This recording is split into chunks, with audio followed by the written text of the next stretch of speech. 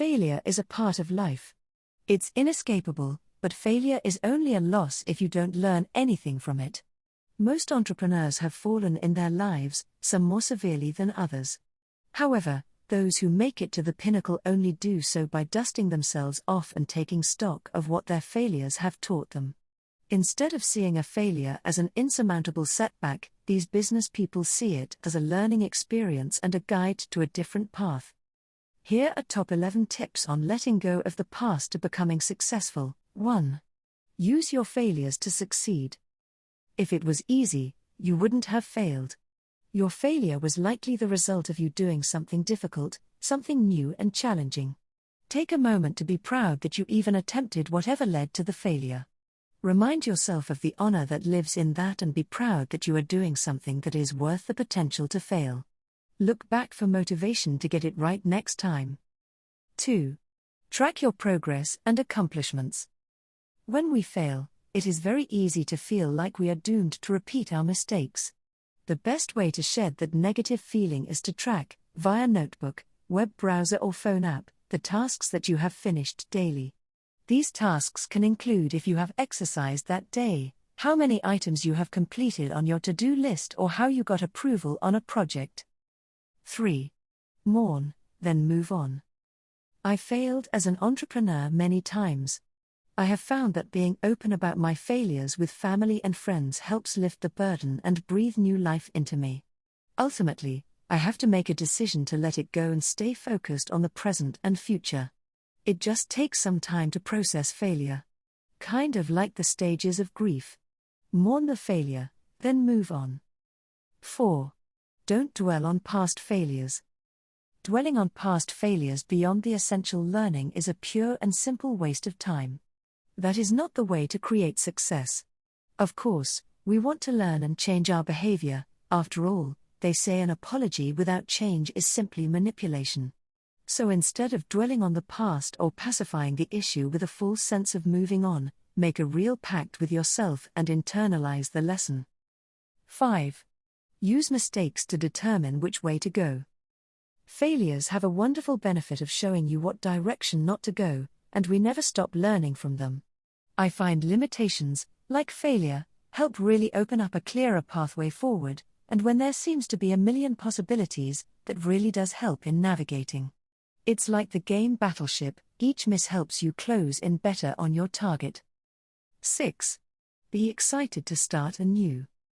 It is crucial to remember that past failures do not define you, yet how you react to them does. Failing at something simply means that you now get to begin again with a whole new understanding and perspective of what you are doing. Be excited to start anew. 7. Avoid pointing fingers at others. If you blame others for your failures, you'll never be able to move on and succeed. It's important to take accountability for your actions like an adult so you can move forward knowing you're doing the right thing. It's more difficult to embrace new beginnings if you're holding onto old grudges or blaming others for your own wrongdoings. 8. Accept where you're at. Are you in denial about where you are in your career versus where you want to be? Sometimes we lie to ourselves to help us cope with our shortcomings and failures, no matter how long ago they happened. It's important to stay honest with yourself because that's the only way you'll be able to move forward to better things. The following tips are some that don't need further explanation and should be stamped on the back of your head. 9. Remember that you're a different person now. 10. Shift your mindset to gratitude. 11. Don't look at mistakes as defining features. What am I supposed to do now? Get up and go on with your life. It's all right to sit around, be depressed for a minute, cry about it, do whatever you have to, but don't stay there too long. Get up and go on with your life.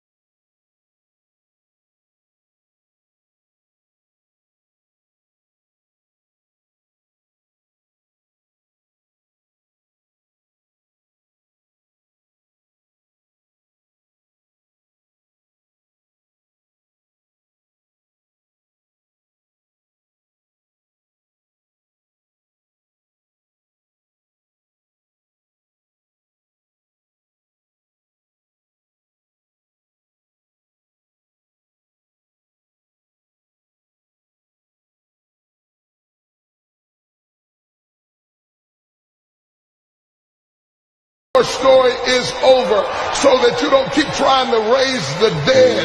You gotta know when it's dead, David.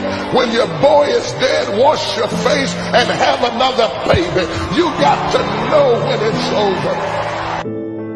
When you set the precedent of your life that you're not going to lower your standards, when you set the precedent of your life that you're not going to be used, that you're not going to be taken advantage of, people ain't going to give you that. But some of us